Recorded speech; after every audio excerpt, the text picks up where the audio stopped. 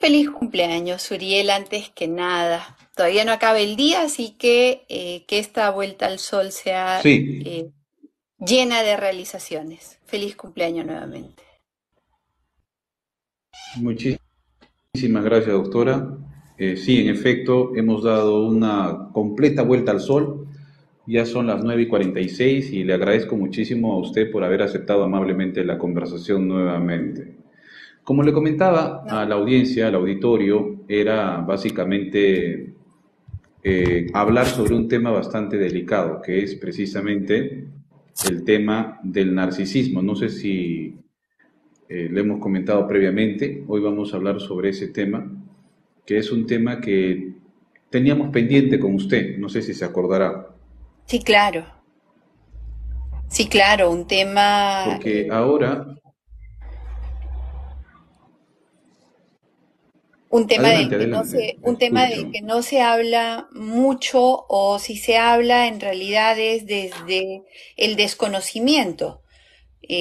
No hay una difusión grande en realidad de casi ningún tipo de problema de salud mental. De hecho, hoy hemos tenido un caso lamentable que felizmente ha terminado o no ha terminado en un deceso, pero que sí llama la atención con respecto a todos los problemas de salud mental que afectan a la población. Y esto, el narcisismo, es un trastorno de la personalidad que está dentro de las patologías que se atienden en el bloque de la salud mental. Así que creo que es un buen día, es un buen mes, a pesar de lo lamentable que significa las consecuencias derivadas de este tipo de trastornos. Sin embargo, creo que es un día en el que debemos hacer una especial reflexión y estamos en el mes de la salud mental. Así que gracias por la invitación para tratar un tema tan interesante como este. Doctora, eh, ¿por qué básicamente en Perú no se presta atención a las patologías, a los trastornos? Tenemos que llegar quizás a desvariar, a tener alucinaciones, a escuchar voces, para recién tomar conciencia e ir al psiquiatra y tener algún tipo de medicación o tomar conciencia y llevar algún tipo de terapia. ¿Qué pasa? ¿Por qué la salud mental en este país y las políticas de este país pues prácticamente no ponen en tela de juicio o no ponen en agenda nacional? Es como que si estuvieran hablando siempre de la lucha contra la corrupción, de la lucha por la inseguridad o contra la inseguridad ciudadana, de la salud mental, pero no se conoce mucho. Tampoco en televisión no hay ni un solo programa donde se hable sobre estos temas. Yo te voy a hablar como ciudadana, porque obviamente, si bien soy profesional de la salud, yo soy químico farmacéutica y tengo un conocimiento, por lo tanto, más profundo de la salud como un todo.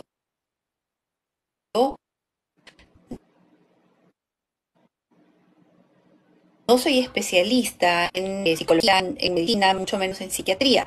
Así que te voy a hablar desde mi perspectiva como profesional de la salud, como ciudadana y como alguien que se preocupa por las políticas públicas y que no solamente se preocupa, sino que también se ocupa y trata de proponer alternativas. Y este tema de la salud mental es un gran tema que ha ocupado bastante del tiempo que le doy a este tipo de actividades por varias razones. Que le doy a este tipo de actividades por varias razones. Perdón, estamos. Que le doy a este tipo de Doctora, dígame, actividades. quizás le ha entrado una llamada, Perdón, ¿le ha estamos. entrado Que una le doy llamada a este telefónica tipo de quizás ahorita? actividades. Quizás le ha entrado una llamada telefónica. Entró una llamada, pero ¿Le ha la entrado corté. una llamada telefónica quizás ahorita? Sí, la Quizás le ha corté. entrado una llamada. Ya, la voy a bajar y la Entró voy a una dar. llamada, pero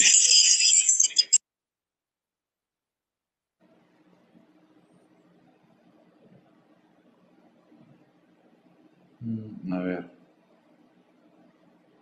vamos a invitar a la doctora.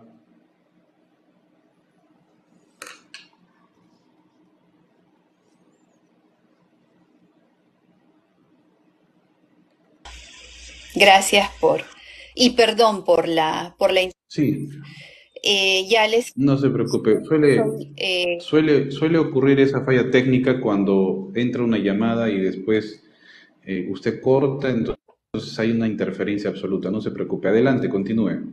te decía que es un tema grande porque antes de la pandemia ya era un problema que afectaba los problemas de salud mental, desde los leves hasta los graves, a más del 80% de la población.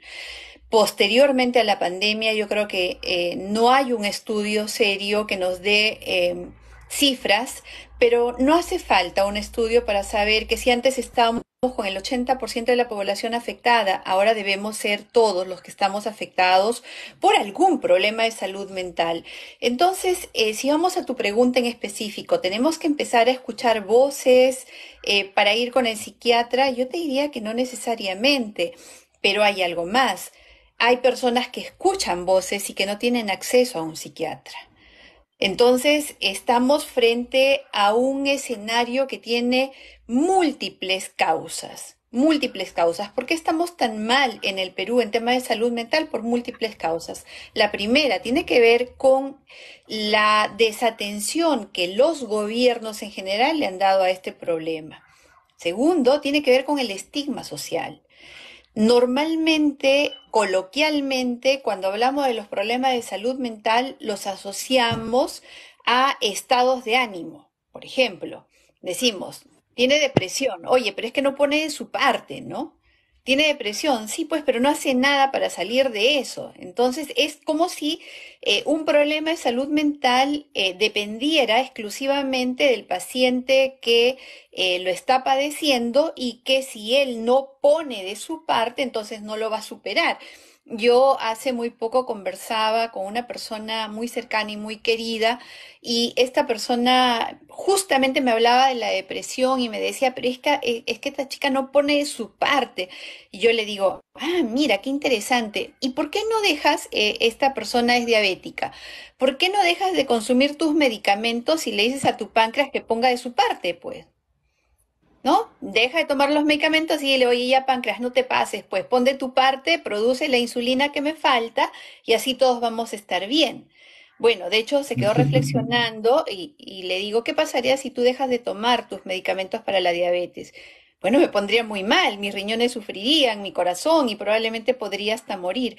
Bueno, pues exactamente lo mismo le pasa a las personas que tienen depresión, que hay neurotransmisores que no están circulando en su sangre, que su cuerpo no los está produciendo y que es imposible con que tú le digas pon de tu parte que eso vaya a ocurrir. Entonces, digamos que hay un estigma por un lado, con respecto al enfoque, es decir, la depresión, la ansiedad, son estados de ánimo y por lo tanto dependen del paciente salir de eso, el desconocimiento. Y por otro lado, el estigma social con respecto a si vas al psiquiatra, si vas al psicólogo, entonces estás loco. Y si estás loco, tenemos que mirarte con cuidado, con miedo, con temor y hacerte a un lado porque estás loco. Entonces, estos dos escenarios, por un lado de falta de entendimiento del problema y por el otro lado de estigmatizar negativamente una enfermedad que es como cualquier otra, porque nadie elige estar enfermo, nadie elige ser diabético, nadie elige tener problemas en la vista o en el oído o en el estómago o en el páncreas o en los riñones, tampoco se elige tener problemas en el cerebro.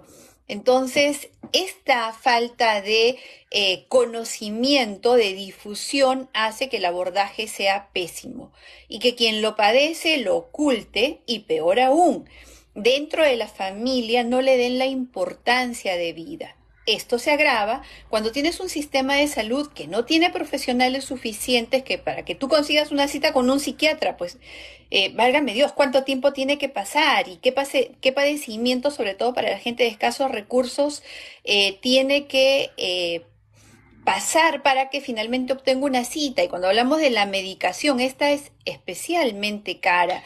Entonces, Suriel, si combinamos todo esto, los resultados son el desastre que tenemos nosotros en nuestro país. ¿Cómo se traduce esto? Violaciones